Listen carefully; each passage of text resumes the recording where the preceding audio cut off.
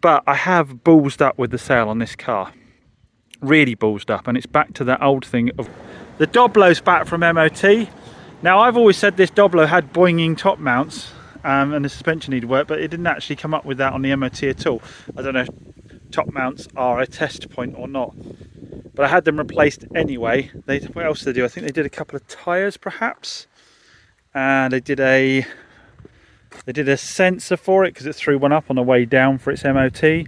I've pushed to get this car back off them because I've got somebody said they wanted to come and view it tomorrow, Saturday, but it turns out what he's actually doing is sending his in-laws because they live closer to the car.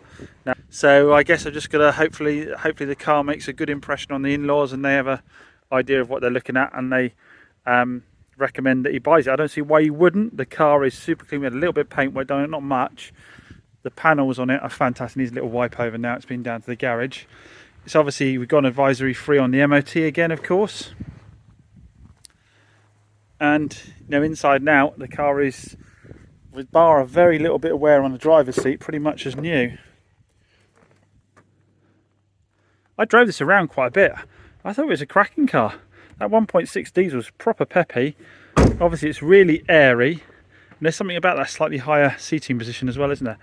And obviously, it's just so flexible for whatever you want to do. I think he said he was running a little business, and that's why I wanted it. So we'll give this a wipe over and a clean, probably tuck it up inside, and then hopefully that goes tomorrow. Saturday's going to be quite busy. I've got a lady said she was coming to see the Fiat 500. I've got someone to come and see the Doblo. What else have I got? I've got someone to come and see the Focus. I think I said all this earlier, didn't I? Yeah, I'm repeating myself now, aren't I? So Saturday I'll be spinning a lot of plates with terms of people kicking around. So that's the people that bought the Doblo, just leaving in their little Fabia estate diesel, which I've taken in part exchange. The Doblo's still here because we're going to have the cam belt done. We've got no evidence of a cam belt service. So we were chatting about it, and I've agreed to do a cam belt service effectively for, again, like before, effectively like 150 quid. Well, I was going to, let's get this clear. I was going to charge £150 for the cam belt on top of the price of the car before they talked about part exchanging theirs. So then I ran their car through We Buy Any Car and gave them £150 more than We Buy Any Car would offer for it to counteract the 150 I was going to charge them for the cam belt. And now obviously the cam belt's just been done as part of the price. You following that? Does that make sense? So that's a nice car to get gone because I've had it a little while, not really because it was up for sale and not selling, but because I had to go down and get paint done, and I went down and got the MOT done, and then I was on holiday for a bit. But I have ballsed up with the sale on this car. Really ballsed up, and it's back to that old thing of Autotrader valuations. Now, people tell me in the comments a lot of the time, Autotrader valuations mean nothing, they're too high, this, that and the other. And I always say the same thing. I say Autotrader valuations are about the most accurate you can get out there, because they take an average across the UK and they say what is the average price for this vehicle, and they say whether your car based on the mileage and the age is a fair price or not. So even before someone comes out to you, they know they're getting a fair price. And all of my cars have always been on or below the Autotrader recommended retail. Now with this car, you might recall that when I came back off holiday, I said to you a load of cars had dropped in value.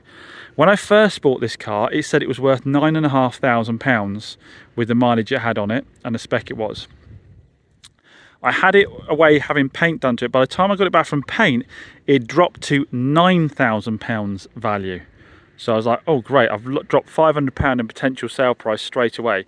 I then went on holiday and came back, and it now said that the car was down to something like, I think about, what was it, 8,800, something like that. It dropped another 250 or something like that. It dropped another 250. So I put it up at 8,695 to stay below Autotrader again. So I had great price, I think it was. I thought that has not been a good buy. You know, potentially between buying the car, bearing in mind you start off with £1,500 to £2,000 margin in the first place, to have lost £700 just off valuation changes in the time you've had the vehicle is not a good thing. That's why you need to turn these cars around quickly before the values drop. Another example of that is my C-Max over there. It unfortunately took the guy so long to get round to getting the cam belt done on it, the wet belt done on it, then the time they did, it dropped by £500 in value, which when you're paying £1,000 for a cam belt service to be done is a huge chunk of cash. Now this one has hurt particularly, and I'll just come inside and I'll show you exactly why. So we're discussing a deal with the customer. I'm fully expecting them to try and negotiate price further with me on the price of the car. So I want to show them that I'm at Autotrader's price or better than Autotrader's price. So I bring Autotrader up while they're out discussing whether they're going to have the car or not. So they wanted a little break to go off and discuss whether they were going to have the car or not. I expect them to come back and try and hit me even harder on the car. And I'll show you what I found. Here we go. I ran it through Autotrader again. My price was 8695. Today's retail value is 9,400. They've gone back up again. This shows you how the market changes. I can only presume because the Doblo is one of those perfect micro camper style vehicles. Well, there's a couple of things I think that's happened. One, the sun's out, and this is a perfect micro camper type vehicle. So I think that's one reason the price has jumped. The other reason is, and I said this to you all in the videos previously, if you go back, that while I was on holiday, everybody was complaining they were dead quiet. So when I came back off holiday, all the prices of the cars had dropped. And I think that's because the dealers, to try and shift stock, drop the prices. And my argument was, people are buying cars or they're not buying cars. If the general public, for whatever reason, don't want to be putting money into cars at the moment, keeping dropping the prices is not necessarily going to move more stock off your forecourt. Now, what happens in that scenario is if the prices are dropped enough to attract people to buy stock, they sell it, and then they desperately need stock. So they go out buying from the auctions again, and if everybody's had a bit of success selling at the lower price point, they're all trying to grab stock and the prices start to go back up again. Or if you just have a couple of quiet months in a row, but then people start to buying cars again, because for some reason the public move like flocks when it comes to buying cars. They all move at once or they don't move at all. So when people start buying cars again off of lots, everybody gets short on stock again. They start going to the auctions. They start overpaying on cars to fill their yard up again. Some of them might even buy cars at cost price. A sale price because they're going to get finance on top of them as well, and then it pushes the prices back up again. I think that's exactly what's happened with this Doblo. So I couldn't, when they came back in, I couldn't help but show them and say, I was kind of hoping that when you came back in, you're going to say it wasn't really for you, or you wanted to negotiate price. I've just been on Autotrader and found out this car is £800 underpriced. Well, is it £800 underpriced? £700 underpriced. It's £700 underpriced, and I've just offered to also throw in a cam belt. Overly generous James strikes again, hey? So there you go. That's a bit of an insight into what happens with pricing, because I was chatting with them and they said, oh, do you not set the prices of the car? Does Autotrader set the prices? I said, well, no, I can set what the prices are, but there's no point me selling the car, putting the car on Autotrader at a price point that is higher than they say, because it'll just say that I am high priced or overpriced, and you'll never come and look at my car in the first place. I said, so I have to be at or slightly below Autotrader to get you out here, and presumably you were out here in the first place because you saw my car was good value. And then I gave them an example of the Nissan Note we were discussing in one of the other videos, where it's one of the few cars on Autotrader where I'm not below the Autotrader recommended retail price, because it was less than £4,000, wasn't it? I put it up at 3,995, Autotrader is something like 3,800. And I said, that car has had timing chain done on it, which is like in total with the timing chain with everything else, I think it was like £700 worth of work.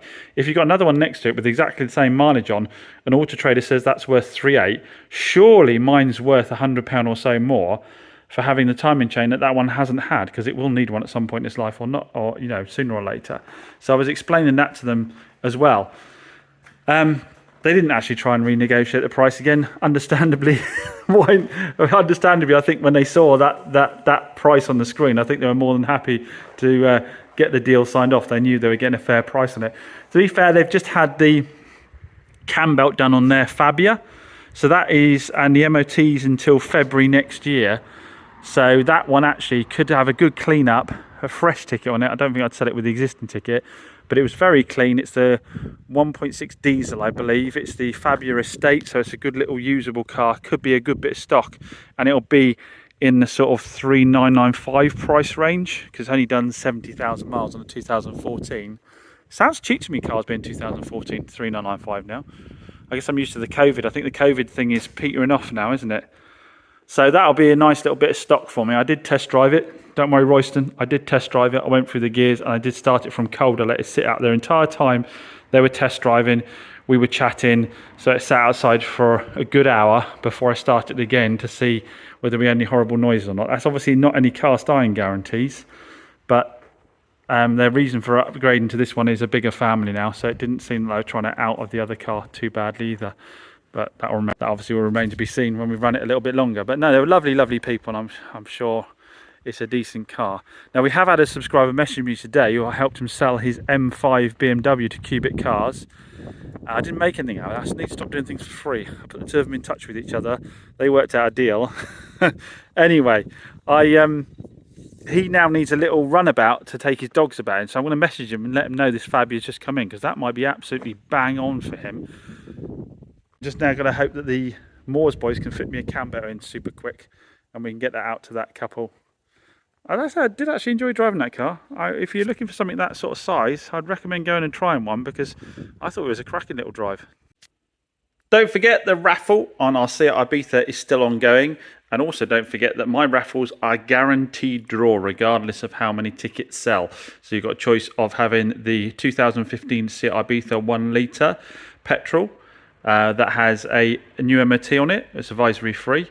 Or you can take £2,500 cash, but regardless of how many people enter, the draw will happen. And the entries are fairly low on this one, so your odds of winning are probably that bit higher. Make sure you check out the bundle offers that will be on, I think, on the right-hand side of the screen when you go through to the website, where if you buy a certain amount of tickets, you get a load. And with this one, the charity that will be benefiting is the Torrington Food Bank. We're hoping to help them out with a decent-sized donation. So I'll put a link to the raffle in the video description down below. Tickets are just £2 each.